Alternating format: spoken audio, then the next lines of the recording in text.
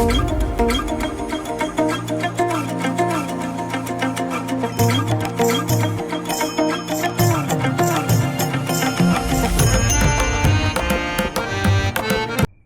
સંસ્થા તો લગભગ 285 વર્ષ જૂની સંસ્થા છે. 285 વર્ષ જૂની છે. હા. બરાબર. એટલે સૌરાષ્ટ્રમાં એ વખતે બહુ જગ્યાઓ ન મળે, હમ પણ મોટાભાગની સૌરાષ્ટ્રની જે જગ્યાઓ છે હમ એની આ ગુરુ ગાદી જેવી, એટલે સૌથી પ્રાચીન જગ્યા છે. બરાબર.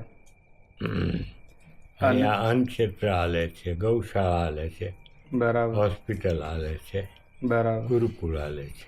બરાબર. આ મહત્વ આ ગામમાં કેટલું છે? ગામમાં નહીં, પૂરા ભારતમાં. આખા ભારતમાં છે. આખા ભારતમાં. આખા ભારતમાં છે. અને પરદેશમાં એ કેનેડા, પછી અમેરિકા, યુકે, બરાબર. અહીંથી બધા માઇગ્રેશન થઈને ગયા હોય હા હા. ત્યારના.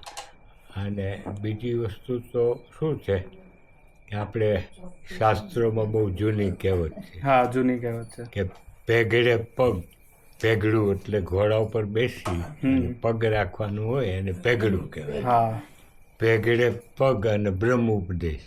હા હા. કારણ કે બહુ વિશાળ બાપુનું 300 વર્ષ હોય એટલે એનો વિશાળ ઇતિહાસ હોય. હા. એટલે મેઘાણીને આપ્યું છે.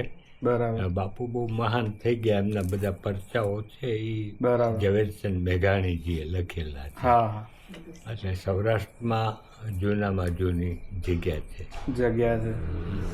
બરાબર. કોઈ ભવિષ્યનું કોઈ આયોજન હોય કે જે તમે કરવાના વિચારમાં હો, કેવી રીતે? અમે એવું માનીતા હોય સાધુ સંતો ભક્તો કે ભવિષ્યની કલ્પના તો સંસારી માણસો કરી શકે, અમે તો ઈશ્વરને આજ કાલ નથી. હા, એ જે માર્ગદર્શન, એની જે પ્રેરણા થાય હા સમયોચિત એવા બરાબર. પરિવર્તન કરવા પડે. બરાબર. હા, એ વાત સાચી. બરાબર.